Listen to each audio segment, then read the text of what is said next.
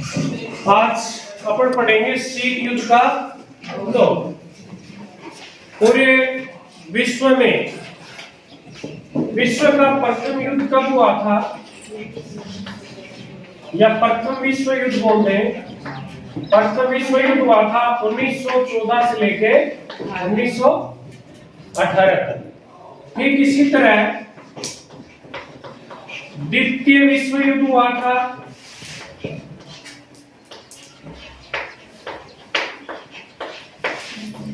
1939 से लेके 1945 तक। पहले विश्व युद्ध में किसी भी परमाणु हथियारों का काम में नहीं लिया गया, लेकिन दूसरे विश्व युद्ध में परमाणु हथियार काम में लिए गए।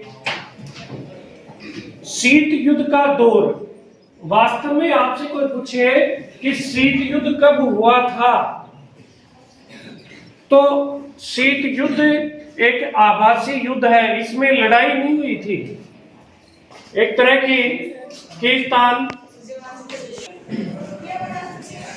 शीत युद्ध यानी एक तरह से ये युद्ध नहीं था, आपस में तनाव की स्थिति थी, कहीं ऐसी लड़ाई नहीं हुई थी कि इतने मर गए।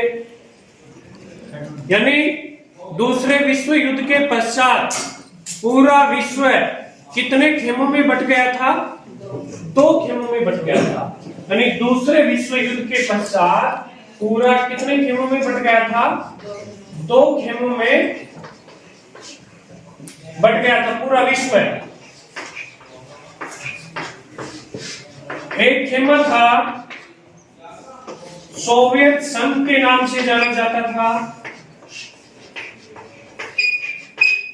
और दूसरा खेमा था उसका कौन? अमेरिका।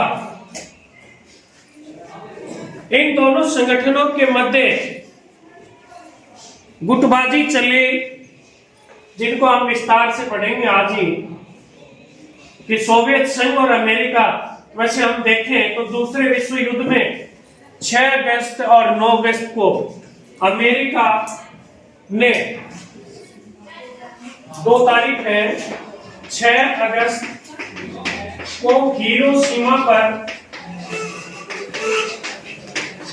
और 9 अगस्त को कहा नागासाकी। दोनों कहां बेटा? ये जापान में। क्या किया था? परमाणु हमला किया था। दूसरे विश्व युद्ध में भी 2 तरह के गुटों के बीच युद्ध था। दूसरे विश्व युद्ध में 2 के बीच लड़ाई थी। एक तो मित्र राष्ट्र थे और एक थे ध्रुव राष्ट्र। ध्रुव राष्ट्र थे बेटा इटली, जर्मनी और जापान, और मित्र राष्ट्र थे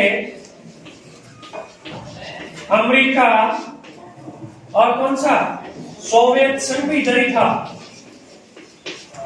अमेरिका, सोवियत संघ और ब्रिटेन, ये गुट था मित्र राष्ट्र, और ये था ध्रुव राष्ट्र। मित्र राष्ट्र में से अमेरिका ने जापान के ऊपर 6 अगस्त और 9 अगस्त को हिरोशिमा और नागासाकी पर क्या गिराए? परमाणु बम गिराए। बहुत बड़ी तबाही मची। तब लोगों ने ये कहा कि जब जापान आत्मसमर्पण हार मानने वाला ही था, तब इतने परमाणु बम क्यों गिराए? तो अमेरिका के समर्थक लोगों ने कहा कि अमेरिका जल्दी से जल्दी इस युद्ध को रोकना चाहता था, इसलिए किया। लेकिन जब सोवियत संघ को ऐसा लगा, कुछ लोगों ने कहा, सोवियत संघ के विचारधारा के लोगों ने कहा कि नहीं, ये अमेरिका सोवियत संघ को ये दिखाना चाहता था कि सबसे ताकतवर पूरी दुनिया में कौन है?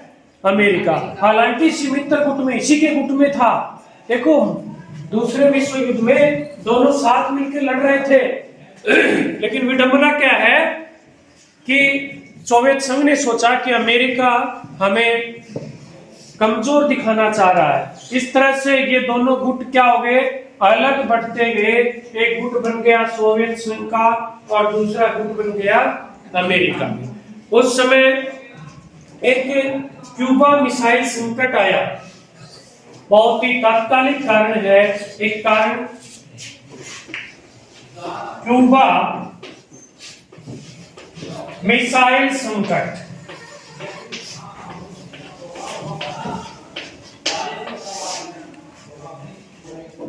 वैसे क्यूबा संकट के नाम से भी जाना जाते हैं या क्यूबा मिसाइल भी कह देते हैं, कई बार मिसाइल छोड़ देते हैं शब्द को, यानी क्यूबा संकट, केवल इतना ही शब्द आता है। आपने भूगोल में भी पढ़ते होंगे, क्यूबा एक देश है जो अमेरिका के पास है। क्यूबा देश एक छोटा सा देश है, द्वीपीय देश है, समुद्र है उसके पास, द्वीपीय है, चारों तरफ से समुद्र, लेकिन वो नजदीक किसके है, अमेरिका के है। जो क्यूबा देश है, क्यूबा एक छोटा देश है, क्यूबा एक छोटा देश है और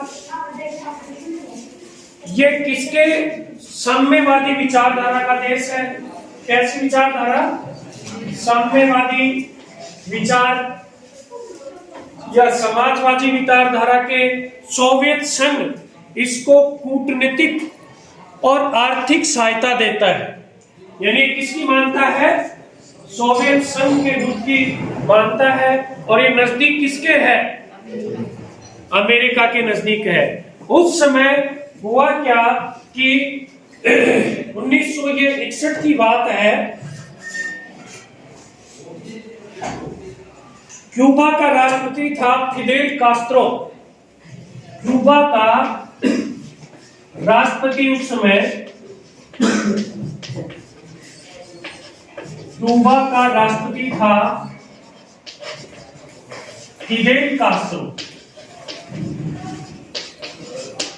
1961 के अंतर्गत क्यूबा को ये लगा या सोवियत संघ को ऐसा महसूस किया गया कि क्योंकि क्यूबा किस देश की मानता था, सोवियत संघ की, और अमेरिका का विरोधी था, अमेरिका के नजदीक था, तो क्यूबा को ये डर था कि कहीं अमेरिका हमला कर दे और जो क्यूबा का राष्ट्रपति है, कौन है, फिदेल कास्त्रो, इसको हटा देगा। इसलिए ये संकट था। क्यूबा संकट हम पढ़ रहे थे। क्यूबा एक छोटा सा देश है और साम्यवादी विचारधारा का, हमें इसका राष्ट्रपति था फिदेल कास्त्रो, तो हमें ऐसा लग रहा था, हमें नहीं, क्यूबा को ऐसा लग रहा था 1961 ईस्वी में कि ये अमेरिका हमला कर देगा और क्या हो जाएगा, फिदेल कास्त्रो को हटा के तख्ता पलट हो सकता है। लेकिन उस समय सोवियत संघ का नेता था निकिता क्रुश्चेव।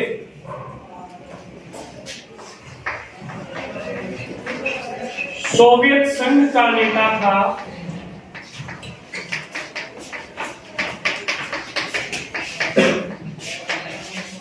निकिता क्रुश्चेव। क्या नाम था उसका, निकिता क्रुश्चेव।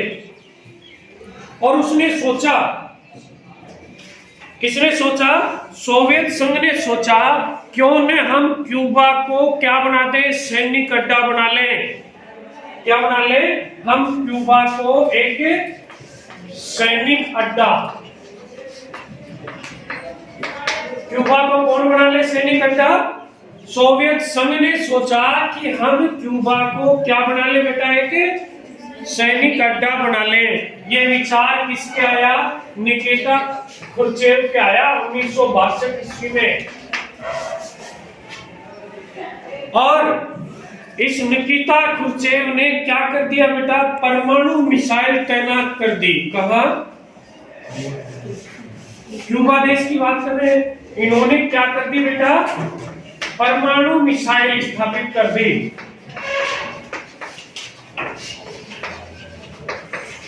किस देश ने की परमाणु मिसाइल?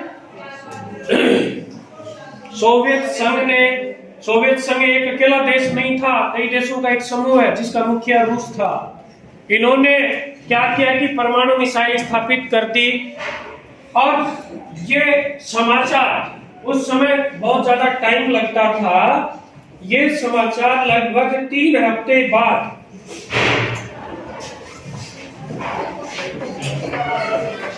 3 हफ्ते बाद अमेरिका को सूचना प्राप्त हुई।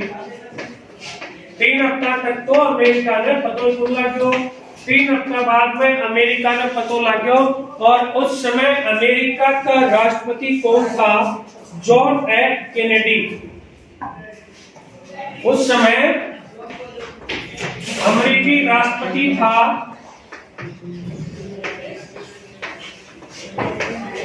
John F Kennedy. इसको समाचार लग गया। समाचार लगते ही घबरा गया, क्योंकि क्यूबा देश में परमाणु मिसाइल स्थापित करने से सोवियत संघ के क्षेत्र में, उसकी सीमा में क्या गया? क्यूबा आ गया। क्योंकि अमेरिका आ गया, क्योंकि क्यूबा से सोवियत संघ पूरे अमेरिका में आसानी से हमला कर सकता था। उसकी परमाणु जो मिसाइलें थी, जो उसके हथियार थे, उनके माध्यम से अमेरिका में आसानी से हमला कर सकता था। वैसे सोवियत संघ और अमेरिका में बहुत ज्यादा दूरी है, तो उन परमाणु मिसाइलों की क्षमता इतनी नहीं थी। जब अमेरिका को पता लगा कि हम तो कहां फंस गए, क्यूबा के अंदर तो सोवियत संघ आ गया, अब क्या किया जाए? तब अमेरिकी राष्ट्रपति था जॉन एफ कैनेडी ने यह आदेश दे दिया। उसे ये पता था, वो लड़ाई भी नहीं लड़ना चाहता था। ये कौन? जॉन एफ कैनेडी लड़ाई नहीं लड़ना चाहता था, क्योंकि उसे पता था कि सोवियत संघ के पास भी परमाणु हथियार है और हमारे पास भी परमाणु हथियार है। यदि युद्ध हो गया तो परमाणु युद्ध होगा और बहुत बड़ी तबाही मचेगी। इसलिए उसने क्या किया? जॉन एफ कैनेडी ने फिर भी मरता करे तो क्या करे, यदि वो कुछ नहीं करता तो सोवियत संघ उसके ऊपर गड़बड़ी कर सकता था। इसलिए जोसेफ एन कैनेडी ने ये कहा कि जो सोवियत संघ से जहाज आ रही है क्यूबा की तरफ, अपनी जो देश की जहाज है उनको कहां ले जाओ? आगे ले जाओ, उनको रोक दो, क्योंकि अमेरिका के पास क्यूबा है जो आपका सोवियत संघ काफी दूर है, तो वहां से जहाज समुद्र से आएंगी। तो इन्होंने अपनी नौसेना को कहा कि अपनी जहाज आगे बढ़ाओ, जो भी क्यूबा से आ रही है, क्यूबा की ओर सोवियत संघ की जहाज आ रही है, उनको रोक दो। फिर क्या हुआ कि दोनों जहाज ऐसे इधर से तो अमेरिका की चली गई और उधर से आ रही थी। सोवियत संघ को समाचार लग गया। निकिता क्रुश्चेव भी विचार में पड़ गया और उसने अपनी जहाज धीरे धीरे क्या कर ले? कम कर ले और बंद कर दी, क्योंकि उन्हें भी महसूस हो गया कि यदि अब हम गतिविधि बढ़ाएंगे तो क्या हो सकता है? परमाणु युद्ध हो सकता है, जो बहुत बड़ी तबाही लेके आएगा। यही जो आमने सामना था, यही क्यूबा संकट है। क्यूबा के अंदर जो मिसाइल स्थापना की थी, परमाणु मिसाइल, इसी को किस नाम से जाना जाता है? क्यूबा संकट। क्लियर है? क्यूबा संकट। क्यूबा संकट में क्यूबा का राष्ट्रपति कौन था? Fidel Castro. सोवियत संघ का कौन था? निकिता क्रुश्चेव। और अमेरिका का कौन था? John F Kennedy. युद्ध हुआ नहीं, ये भी मिसाइल संकट ही आया था, क्योंकि दोनों देशों की सेनाएं आमने सामने समुद्र में, दोनों के पास परमाणु हथियार। यदि एक शुरू कर देता तो बहुत ही भयंकर एक परमाणु युद्ध होता। और जिसका नुकसान, क्योंकि एक 2 परमाणु बम गिराए थे अमेरिका ने जापान पे, आज भी वहां बहुत बड़ी तबाही मौजूद है। इस संकट का नाम क्या है? क्यूबा संकट। चरम बिंदु कहे, इसमें एक पॉइंट और लिखते हैं, शीत युद्ध का चरम बिंदु, चरम कहते हैं, चरम यानी शीत युद्ध में सबसे ज्यादा तनाव कब हुआ? क्यूबा मिसाइल संकट में। कब हुआ? क्यूबा मिसाइल संकट के अंतर्गत।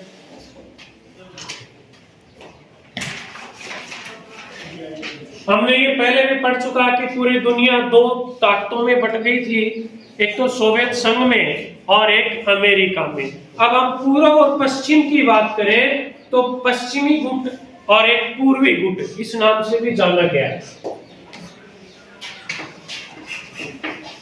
एक गुट था पश्चिमी गठबंधन भी कह सकते हैं उसको, गुट को, और एक पूर्वी गठबंधन। ये क्यूबा मिसाइल संकट तो आ गया होगा सबकी समझ में। पश्चिमी गठबंधन, देखो पूर्व की तरफ, पश्चिम की तरफ तो था, इसकी अगुवाई कर रहा था इस गठबंधन की अमेरिका, और पूर्वी गठबंधन की अगुवाई कौन कर रहा था? सोवियत संघ कर रहा था। ये गुट था उदारवादी।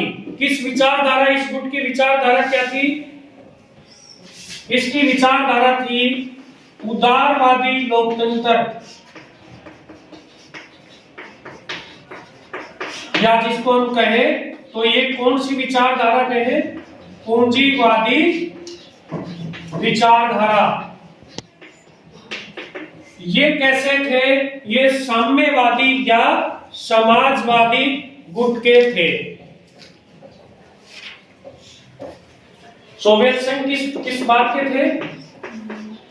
साम्यवादी या समाजवादी विचारधारा।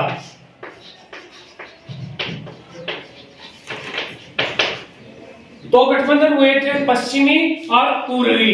पूर्व की तरफ नक्शा पहनिए, पूर्व की तरफ सोवियत संघ जिसकी विचारधारा साम्यवादी या समाजवादी थी, पश्चिमी गुट जिसके मुखिया कौन था? अमेरिका, और ये था उदारवादी लोकतंत्र और पूंजीवादी विचारधारा की ओर था।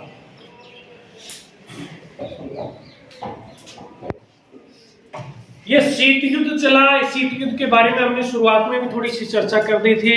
दूसरे विश्व युद्ध के पश्चात जब अमेरिका ने परमाणु बम गिराए, तभी अमेरिका के आलोचक भाई ये तो अकेलो ताकतवर बनना चाहा है और सोवियत संघ ने नीचो दिखाना चाहा है, जबकि साथ थूक है। तभी वहां से दोनों गुट बनने लग गए थे। हिरोशिमा, इसके बारे में अपन चर्चा कर चुके हैं, लेकिन मैं ये कहना चाहूंगा यहाँ कि एक अवरोध का इन्होंने सिद्धांत अपनाया। इन देशों ने शीत युद्ध में अवरोध, एक शब्द बार बार आएगा, क्या आएगा? अवरोध, रोक और संतुलन।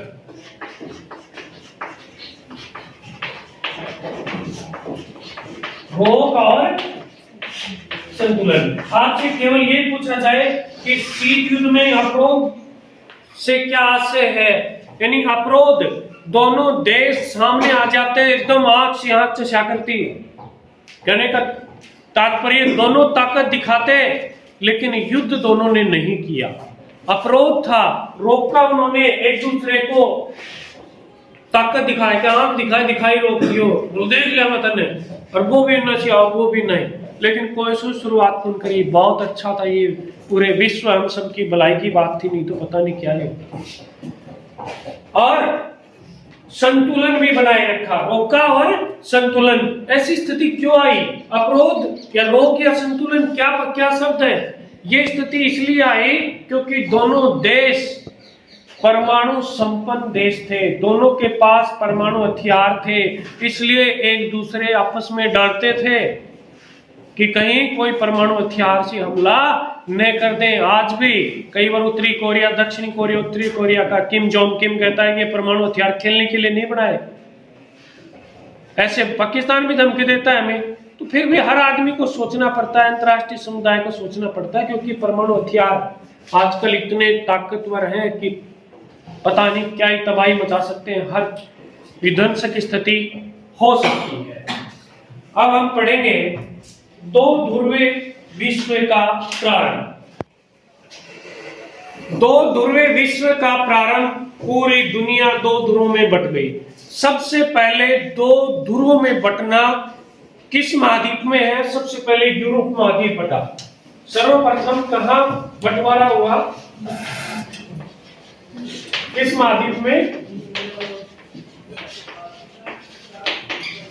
यूरोप महाद्वीप में। एक तो बना पूर्वी यूरोप और एक वैसे नहीं बढ़ा कि ये पूर्वी है ये पश्चिमी। हम शीत युद्ध के संदर्भ में पढ़ रहे हैं कि पूर्वी यूरोप वाले किसको ज्यादा किस गुट में शामिल हो गए? पूर्वी वाले सोवियत संघ का पक्ष लेते थे। ये किसका पक्ष लेते थे बेटा? पूर्वी वाले सोवियत संघ का। और पश्चिम वाले किसका पक्ष लेते थे? अमेरिका का। अमेरिका भी मिलता है, अमेरिका भी मिलता है, दोनों शब्द मिलते हैं। अब क्या हुआ कि दोनों ने गुटबाजी, जिस तरह से गैंगवार होती है ना, आपके गैंग बढ़ाने खातर स्वप्न मिलाता जाए, वो भी आज यार, वो भी आज यार, गुटबाजी बढ़ाने के लिए। ठीक इसी तरह दोनों गुटों ने अपना पक्ष बढ़ाने के लिए यूरोप में तो दो भाग बट ही गए, अब वो एशिया में भी पहुंच गए और अपने एशिया में दो गुट बनाए उसने। ऐसे ही पश्चिमी गठबंधन का उन्होंने नाटो संगठन बनाया। सबसे पहले पश्चिमी का अमेरिका वालों ने एक संगठन बनाया, बहुत पर पूरा नाम भी आता है नाटो, NATO। इसका हिंदी में नाम पूरा और अंग्रेजी में नाटो है उत्तरी अटलांटिक संधि संगठन। Very good. एन का मतलब North Atlantic, North Atlantic Treaty organisation.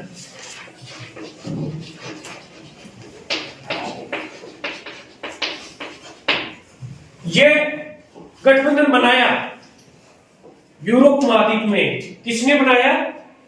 पश्चिमी यूरोप में अमेरिका ने बनाया, पश्चिमी गठबंधन बनाया इन्होंने। और 1949 में बनाया। उस समय 12 देश थे। ये नाटो का संगठन कब बनाया? 1949 में। और कितने देश शामिल थे? 12 देश। ये देखो सैनिक गठबंधन थे। एक बार बात सुनना मेरी कान खोल के। नाटो जो संगठन है ये पश्चिमी यूरोप के 12 देश थे। कहां के थे? पश्चिमी यूरोप के 12 देश थे जिन्होंने संगठन बनाया। उत्तरी अटलांटिक संधि संगठन, नॉर्थ अटलांटिक ट्रेड ऑर्गेनाइजेशन 1949 के अंतर्गत बना। 12 देश थे। क्या था इस संगठन में? इस संगठन में यह किया गया कि जो 12 देश हैं, 12 देश के ऊपर यदि पूर्वी यूरोप, जो पूर्वी यूरोप वाले किसका समर्थन कर रहे थे? सोवियत संघ का। यदि उनमें से इन 12 देशों में किसी भी देश के ऊपर हमला होता है, सैनिक हमला, हम नाटो की बात कर रहे थे, इसमें 12 देश हैं। यदि नाटो पश्चिमी यूरोप के 12 देशों का एक समूह है जो 1949 में बना था। उसमें ये संधि ये किया गया था कि 12 देश में से यदि किसी भी देश पर कोई भी हमला करता है तो उसके हम सारे मिलके, अमेरिका भी, वो सब अमेरिका पे भी हमला माना जाएगा। अमेरिका ने कह दिया कि यदि ये 12 देशों के ऊपर हमला होता है तो मैं ये समझूंगा कि अमेरिका पे हमला हुआ है और उसका हम पूछ देगा और क्या करेंगे। हमला करेंगे। इस नाटो के हमले से बचने के लिए पूर्वी यूरोप में सोवियत संघ ने भी एक संगठन बनाया जो वारसा संधि के नाम से जानी जाती है। किस नाम से जानी जाती है? वारसा संधि के नाम से जानी जाती है, जो 1955 में बनाई। वारसा संधि किसको रोकने के लिए? नाटो के हमलों को रोकने के लिए। जो नाटो के देश है ना, ये कभी पूर्वी यूरोप के देशों पर हमला न करते। इसको रोकने के लिए सोवियत संघ में क्या बनाई? वारसा संधि। बस इसको लिखो तो इसका उद्देश्य क्या था? मैं नाटो समूह है के नाटो समूह के देशों के यूरोप में हमलों को रोकना। समझ गए? वारसा संधि क्यों की गई? नाटो संगठन के जो भी देश हैं वो यूरोप के अंदर यदि उनका किसी भी देश में हमला करते हैं तो उसको रोकने के लिए क्या किया गया बेटा? वारसा संधि स्थापित की गई। अब ये यूरोप में ही नहीं रहे तो पूरी दुनिया में अपना संगठन बोले सब की में अपना ही कर लिया। बोले दोनों भाग या फिर कटे पहुंचगा एशिया में आएगा। एशिया महाद्वीप के अंदर भी इन्होंने 2 संगठन बनाए, पूर्वी और दक्षिण पूर्व एशिया।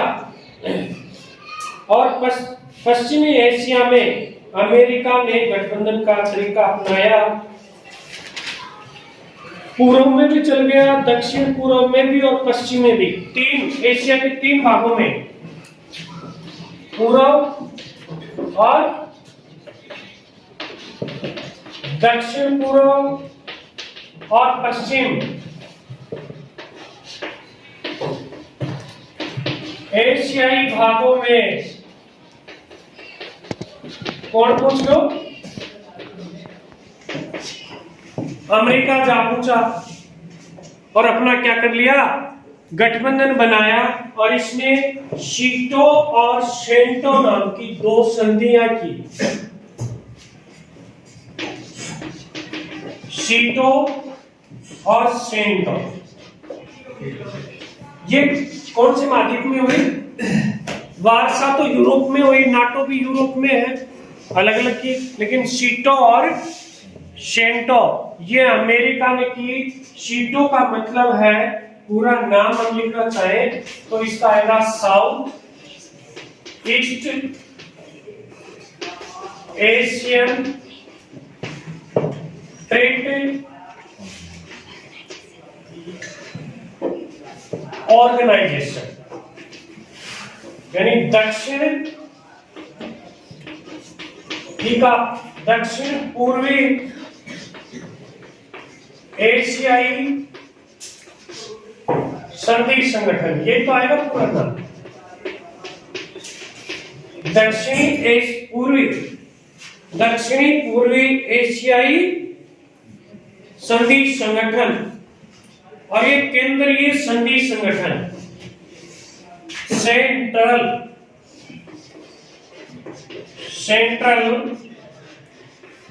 ट्रेड ऑर्गेनाइजेशन, केंद्रीय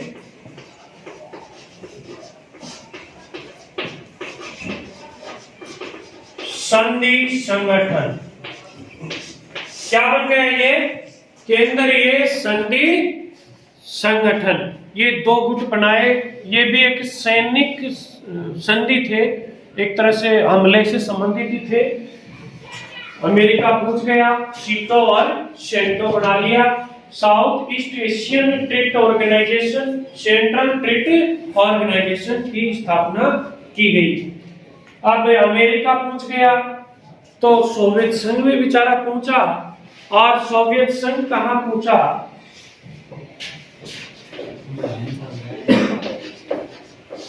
सोवियत संघ पहुंचा चीन में, इराक में और उत्तरी कोरिया, यहां पे वो भी पहुंचा, यहां पे वो भी पहुंच गया।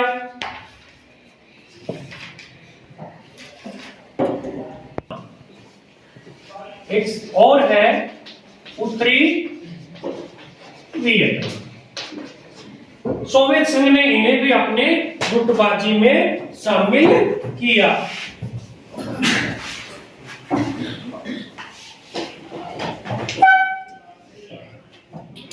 हालांकि 1950 में जो चीन है इसकी रूस से बिगड़ गई।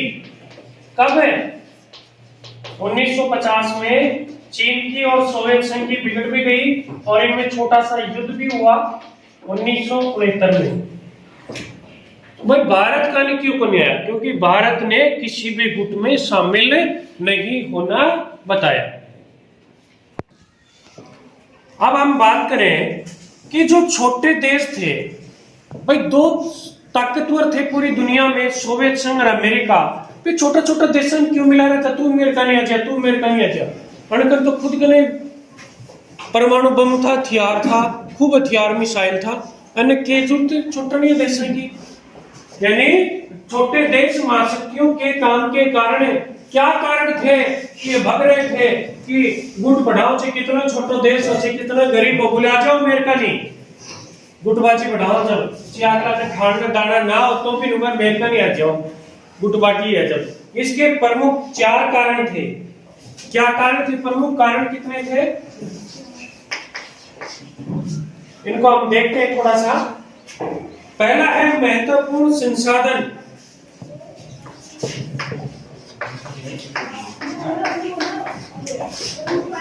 जो छोटे देश थे उनके पास महत्वपूर्ण संसाधन थे। आगे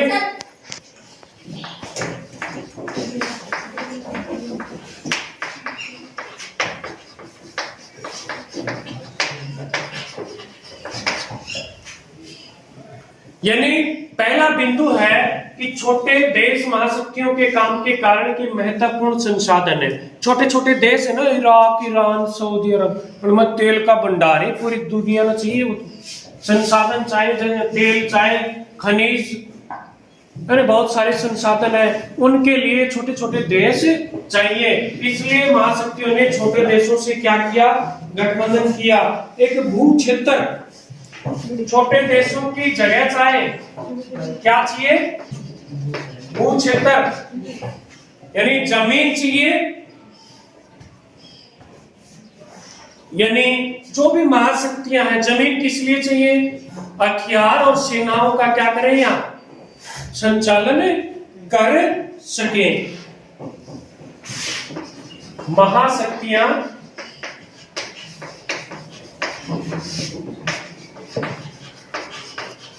हथियार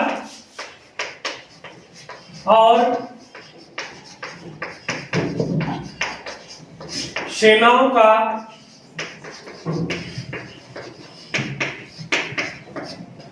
संचालन कर सके। यानी महाशक्तियां, उनको अपना हथियार भी बेचना ही छोटा छोटा देशों ने, सेना की भी गतिविधि कराता रहा, इसलिए छोटे देश उनको चाहिए। तीसरा है सैनिक ठिकाने बनाने के लिए। क्या बनाए? सैनिक ठिकाने। सैनिक ठिकाने क्यों बनाए? जासूसी के लिए। इसलिए जासूसी के लिए।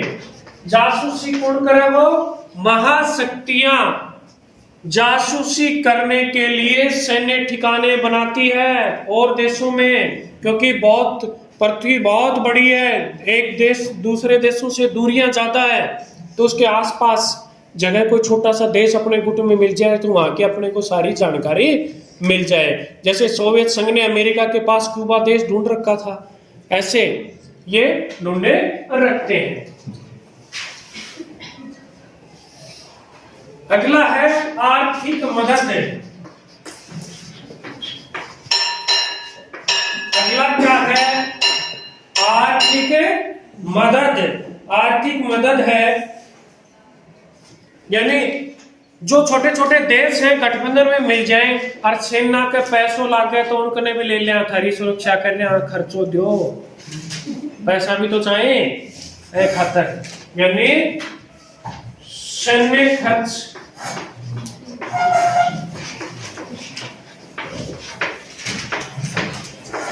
लेने के लिए।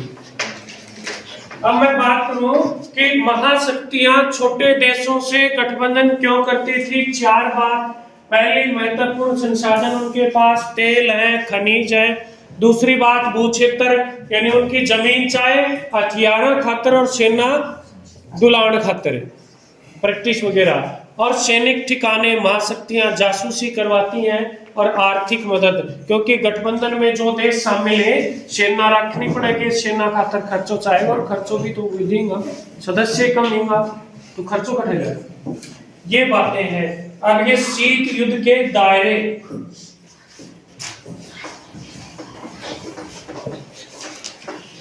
शीत युद्ध के दायरे, क्या क्या दायरे थे शीत युद्ध के? कोरिया, बर्लिन और कांगो।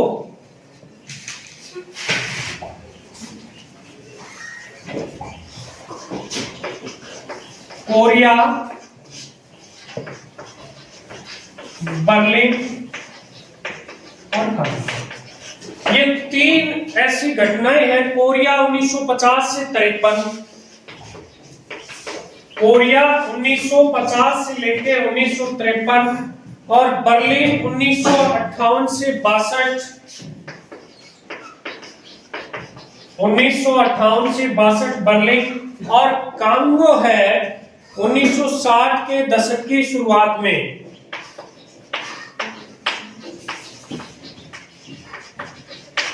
कोरिया उत्तरी और दक्षिणी कोरिया, इसी तरह बर्लिन और कांगो, 3 घटनाएं ऐसी हैं कि दोनों महाशक्तियां एकदम आमने सामने आएगी थी, लेकिन किसी की मध्यस्थता से इनको बीच बचाव करके और बचाव करायो, नहीं तो शीत युद्ध एक रक्त रंजित युद्ध हो जाता।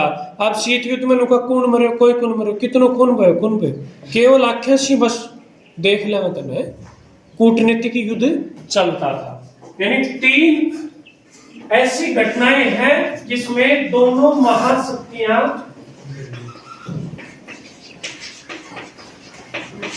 का क्या हुआ था, सामना हुआ था, लेकिन लड़िया दुनिया दोनों पीछे हटका, आगे बढ़ बढ़ाए कर फिर पीछे है ना।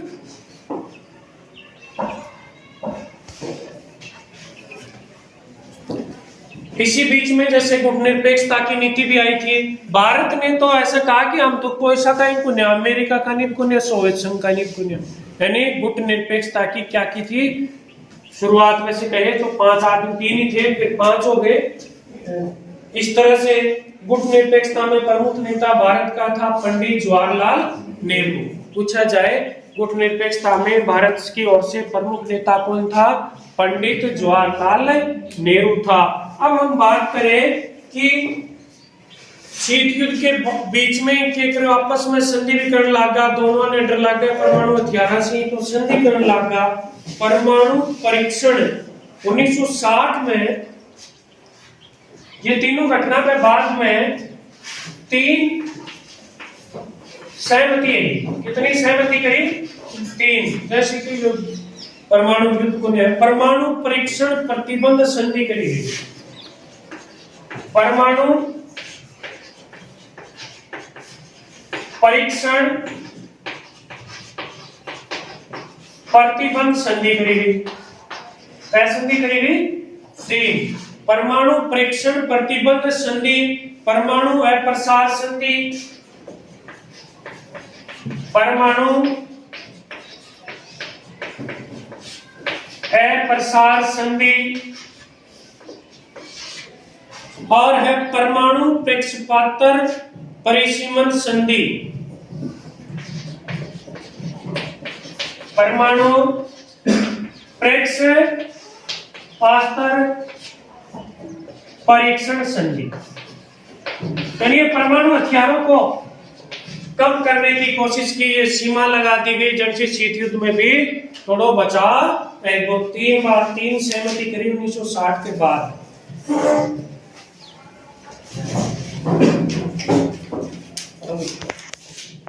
पूरे विश्व 2 खेमों में बट रहा था, उसको चुनौती दी, उसकी जगह तीसरा विकल्प है।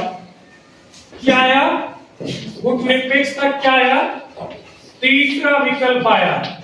यानी भारत जैसे महान देशों ने ये तीसरा विकल्प उपलब्ध कराया कि आप जिसमें किसी में भी जाना नहीं चाहते, न तो अमेरिका गुट में न सोवियत गुट में, उनके लिए स्वागत है। किसमें? गुट निरपेक्षता में। इसमें 3 आदमी महत्वपूर्ण थे।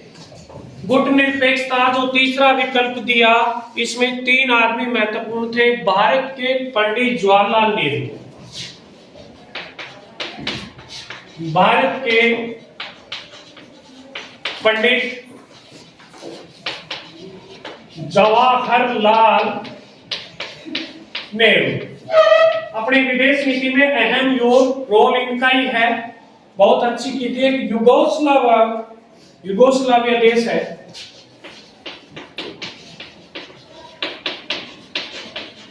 युगोस्लाविया के टीटो के नाम से जानते हैं, जिसका पूरा नाम है Joseph Broz Tito. Joseph Broz Tito. और एक मिस्र देश है, मिस्र का नासिर, शॉर्ट में नासिर पूरा नाम बताते हैं, नेहरू टीटो नासिर। वो है गमाल अब्दुल, कमाल करके अब्दुल याद है।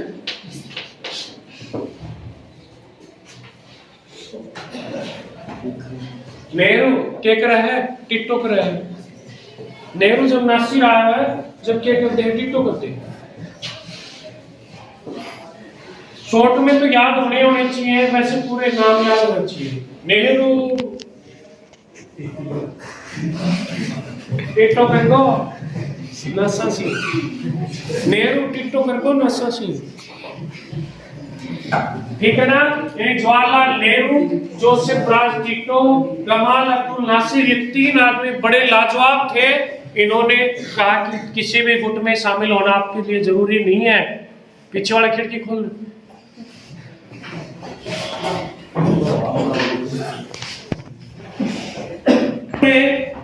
1956 में एक मीटिंग की। कब की? 1956 में सफल मीटिंग हुई। फिर 2 आदमी और आए ने, एक तो इंडोनेशिया का, शुरुआत में 3 ही थे, एक तो इंडोनेशिया का आया और एक दूसरा देश है गाना। इंडोनेशिया के तो सुकर्णो,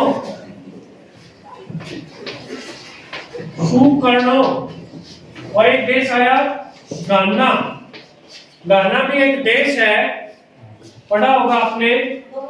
देश है जिसका था वामे एन क्रुमा, वामे एन क्रुमा। देखो 5 आदमी हो गए। पंडित जवाहरलाल नेहरू भारत का, मिस्र का टिट्टो, युगोस्लाविया का टिट्टो, मिस्र का नासिर, इंडोनेशिया का सुकर्णो और गाना का वामे एंड क्रुमा। ये इन्होंने समर्थन किया खूब, बोले यह बात सही है, कोई सा गुट में समय को नहीं, एक नयो रास्ता अपना लो। और वो नयो के बना वो गुट निरपेक्षता। तो शुरुआत कितने आदमी, बाद में कितना आएगा?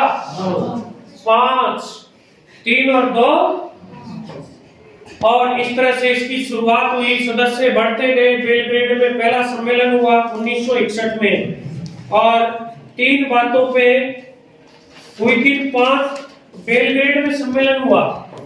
पहला सम्मेलन गुटनिरपेक्ष का कहाँ हुआ? बेलग्रेड 1961 में। गुटनिरपेक्षता का प्रथम सम्मेलन बेलग्रेड में 1961 में क्या हुआ? प्रथम सम्मेलन और 3 बातों पे सहमति, 3 सहमति हुई। नंबर 1, जो 5 देश हैं इनके बीच में सहयोग कराना, 500 मिलकर काम कराना।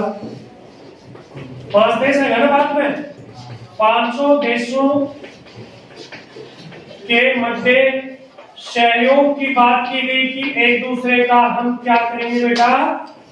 सहयोग करेंगे। अगला है शीत युद्ध का प्रसार और उसके बढ़ते हुए दायरे। शॉर्ट में लिख दूं, शीत युद्ध को रोकने का काम करेंगे। किसका काम करेंगे? शीत युद्ध को रोकने का काम, कि शीत युद्ध नहीं होने देंगे। पहला तो 500 मिलकर रहूंगा, फिर शीत युद्ध की बात है, उन्हें क्या करूंगा? रोकूंगा। और जो नया नव स्वतंत्र राष्ट्र राष्ट्रों को महाशक्तियों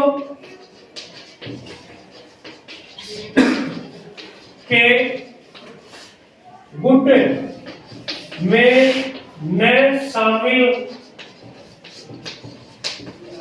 होने का प्रयास। यानी गुट में शामिल वो होंगे जो गरीब राष्ट्र होंगे, जो तुरंत आजाद हुए हैं, तो उनको 3 काम थे, तो आपस में सहयोग करेंगे। और दूसरा काम क्या था कि शीत युद्ध को रोकेंगे। तीसरा काम था कि जो भी नए राष्ट्र नव स्वतंत्र हुए हैं वो किसी भी गुट में कोई दबाव में मार का नहीं मिल जाए, नहीं देख लिया मैं तने, वो डर तो बेचारों उनमें मिलेगा या दूसरा गुट में जाएगा। तो उन देशों को ये इन्होंने क्या कहा कि हम इनकी क्या करेंगे? सहायता की जाएगी।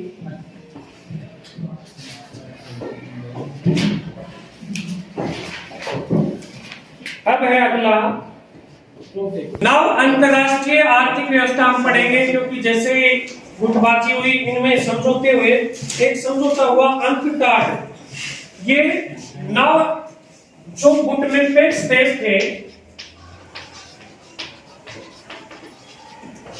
गुटनिरपेक्ष देशों को कैसे देश कहे गए बेटा? अल्प विकसित देश। कैसे देश? अल्प विकसित देश कहा गया। उस समय यूएनओ से अंकटाड बना। अंकटाड, इसका पूरा नाम यूनाइटेड नेशंस, इसका पूरा नाम united nations, united nations conference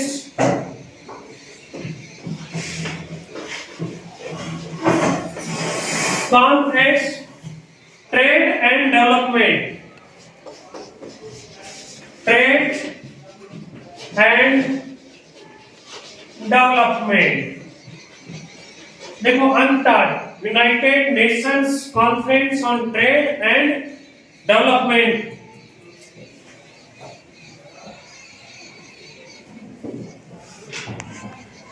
इस समझौते के अंदर भी 3 बातें रखी गई। अंकटाड एक समझौता है पूरे विश्व में, ठीक है ना? यूनाइटेड नेशंस बहुत सारे राष्ट्रों का, इसमें 3 समझौते किए गए। 3 बातों पे सहमति की गई कि अल्प विकसित देशों को अपने उन प्राकृतिक संसाधनों पर नियंत्रण प्राप्त होगा जिनका दोहन पश्चिम के विकसित देश कर रहे हैं। यानी जो देश कैसे है बेटा? अल्प विकसित देश,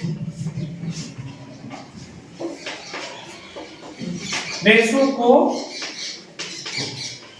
प्राकृतिक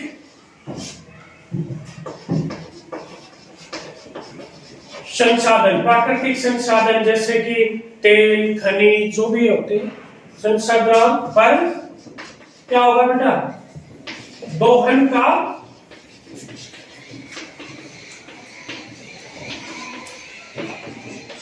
अधिकार होगा, जिनका दोहन पश्चिमी विकसित देश कर रहे हैं।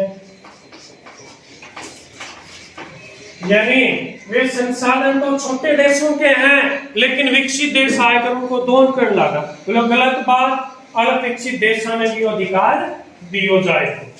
दूसरी बात कि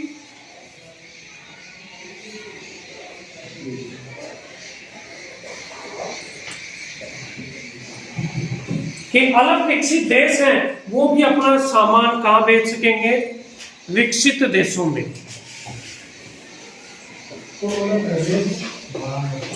अलग विकसित देश अपनी तकनीक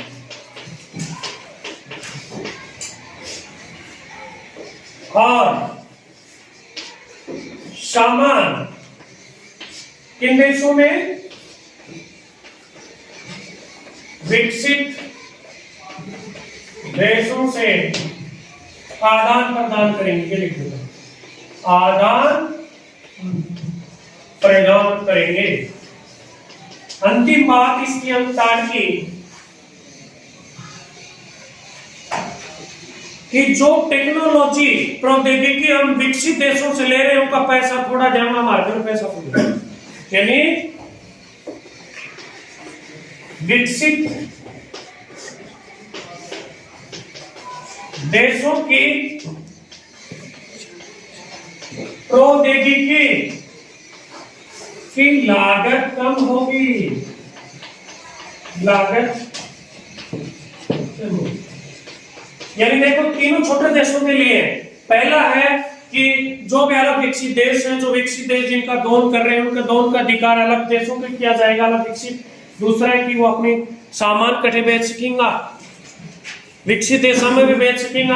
तीसरी की विकसित देशों की प्रौद्योगिकी की लागत कम होगी। जो प्रौद्योगिकी या टेक्नोलॉजी अलग विकसित छोटे देश ले रहे हैं उनके पैसा कम करना पड़ेगा। या समझो तो कौन सा मन मर्जी को ने विकसित कोई तकनीक कर ली कि महाराज चाहेगी वह कराना।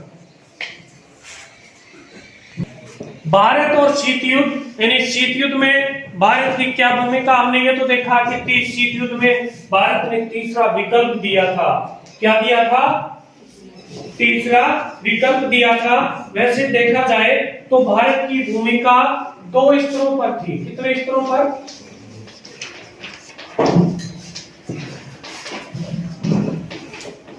भारत के दो इस तरह की भूमिका थी, ठीक है ना।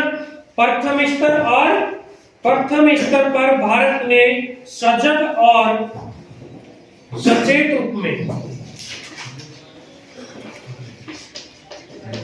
प्रथम स्तर पर भारत सजग और सचेत स्तर पर भारत बहुत चौकन्ना रहे हो, सजग भी रहे हो और सचेत भी रहा, रूप से अपने को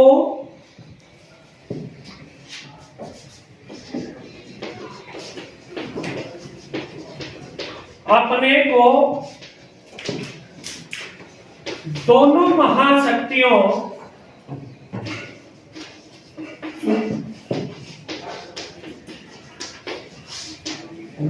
महाशक्तियों से अलग रखा।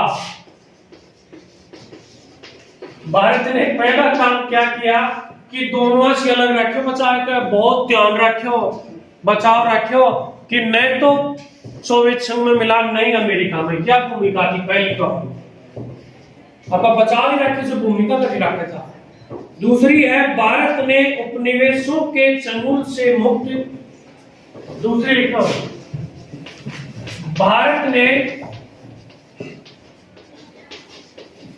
उपनिवेशों के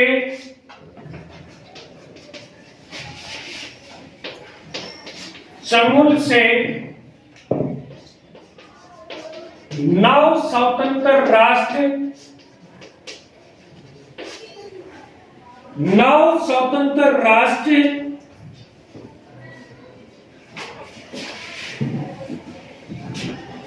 के महाशक्तियों में जाने का पुरजोर लगाना, पुरजोर, देख रहे हो, पुरजोर। देखो शीत युद्ध में भारत की दो तरह की भूमिका थी, पुरजोर, पुरजोर लगाया, यानी एक तो दोनों महाशक्तियों से अपने आप को बचाया, दूसरा जो भी नए राष्ट्र स्वतंत्र हुए उनने भी विरोध करो कि आप किसी भी गुट के अंदर नहीं शामिल होंगे। ये दो भूमिका महत्वपूर्ण थी। और भारत के प्रमुख, भारत ने हमेशा क्या किया कि अपने बलों, सभी को लाई देखी गुटनिरपेक्षता के साथ, भारत ने अपना सबका भला किया, यानी क्या किया, हित साधन,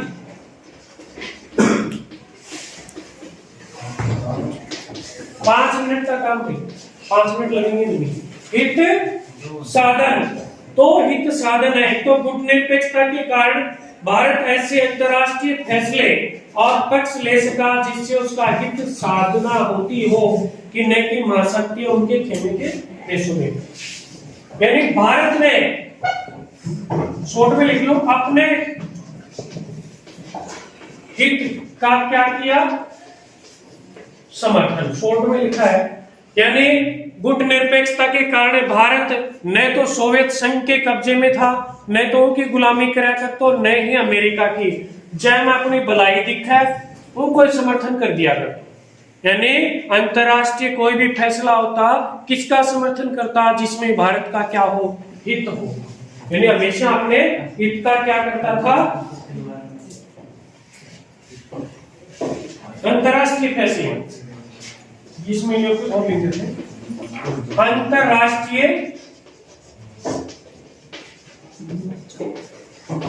ऐसे अंतरराष्ट्रीय फैसले जिसमें अपना हित हो। दूसरी बात,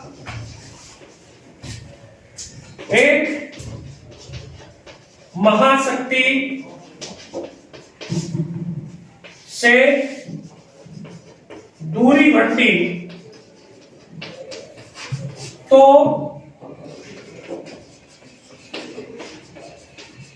दूसरे से नजदीकियां, इसको एक बार देखना।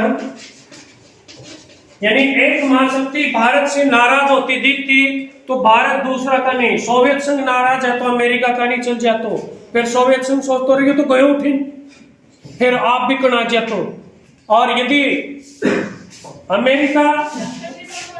अमेरिका यदि दूर जा रहा होता तो सोवियत संघ से, सोवियत संघ जा रहा होता तो अमेरिका से। ऐसे हित साधक कितने थे, 2 थे।